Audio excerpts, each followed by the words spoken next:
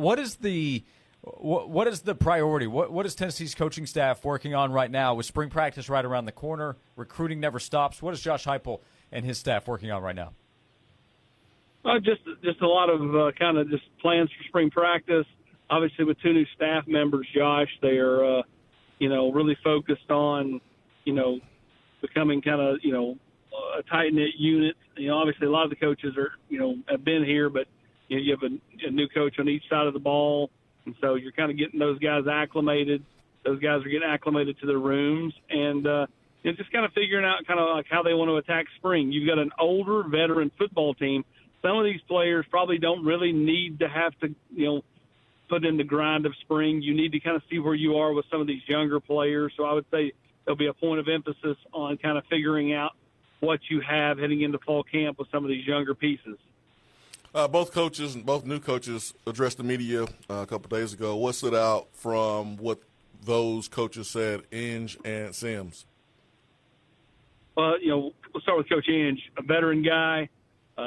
Someone who I think, really respects the brand that is Tennessee football. Excited to be here. Just a nice sounding board for Tim Banks, a guy that's been there, done that. And so I think that you're getting just kind of an experienced guy with Coach Inge. With Coach Sims, I think he's a younger, a little bit more energetic version of Jerry Mack. There's a lot of the way that he talks reminds me of Jerry Mack. So I think that there will be a really easy transition for the running back room. And, again, I think that, he's done a nice job kind of building his way up through the ranks, at Western Carolina, East Carolina, Louisville, Cincinnati, and now to here. So, again, I think that he will mesh well with the running backs in that room. So I thought both guys did a really nice job when they met with the media a couple of days ago. Austin Price of Volquest.com is with us.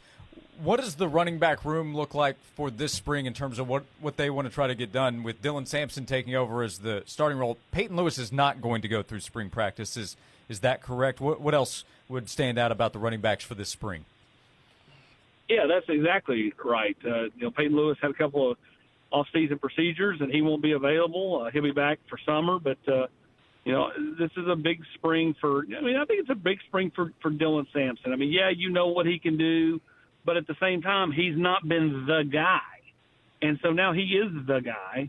And so it's a big, spring for him. It's a big spring for Cam Seldon, who is trying to use the positives that he took from the Citrus Bowl and use that as a springboard into spring practice. And then Khalifa Keith, they got to figure out what they have in him. He's a bigger back, more a physical back.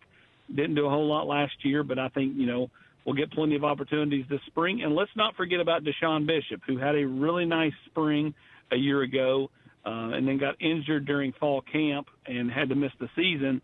But he's another body that's capable in that running back room. So, again, I think there's some opportunity there for some guys. I'm not sure I think going in, everybody assumes, this is Dylan Sampson's room, obviously. Cam Seldon is right behind him. Who's number 3? A year ago, you knew Dylan Sampson was number 3 behind Jalen Wright and Jabari Small. Who's number 3 this year? At this point, you don't know, and I'm not sure you'll know exiting spring because, again, Peyton Lewis, I think, is someone that the staff really likes and has the possibility to become that, but he's not going to go through spring, as you pointed out. So it will be interesting to see how that works. Austin Price, Volquest.com.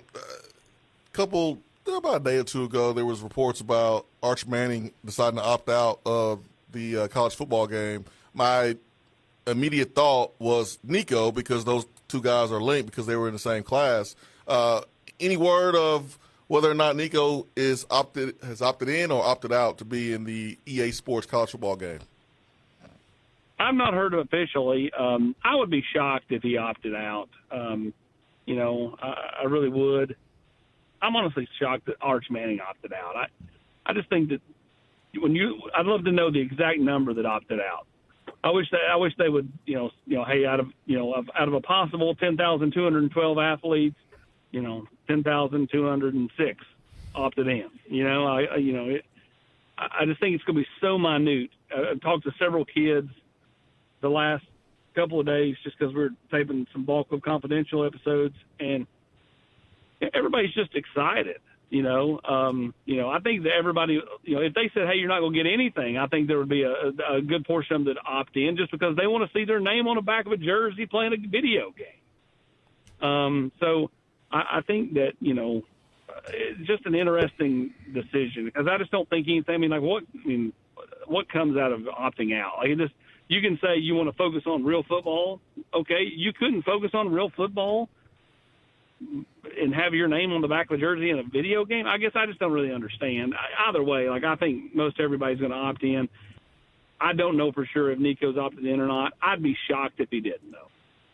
Yeah, I like you, was kind of confused when the story came out a few days ago. Austin, before you go, Austin Price, Volquest.com, what is next worth paying attention to on the recruiting trail for Tennessee football? Well, Tennessee's going to have a big weekend the 23rd. Obviously, next week is spring break, so the coaches and players, they'll kind of get a chance to get away, spend some time with their families, go to the beach if they want to, whatever they want to do. And then they kind of reconvene, next weekend.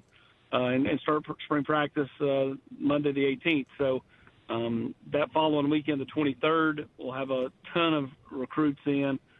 Tennessee is probably will have a lot of recruits that whole week, but specifically that day of the 23rd, Tennessee's going to have a bunch of guys in, including George McIntyre and several high-end players. And so that's the next thing to kind of look for. Obviously, Ethan Utley is going to announce his decision on the 28th. I think that's Tennessee or Texas.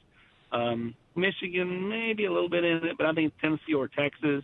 Be interested to kind of see what he does, coming up on the 28th. But that's kind of where we're at in recruiting right now. I think the dominoes start to fall as far as some real movement. I don't mean commitments. I just mean real movement. Tennessee becomes major player 1B, 1A, whatever for players after this round of spring unofficials and junior days coming up over the next 3 to 4 weeks. It never stops, and here in a couple of weeks it'll heat back up with football practice, more recruiting to follow. Right now, basketball, baseball in full swing. Volquest.com to read the work from Austin Price, to see and hear from him and his colleagues as well. Austin, great to talk to you as always. Thanks so much for the time, and we'll talk to you again soon. Thank you, guys. Appreciate you.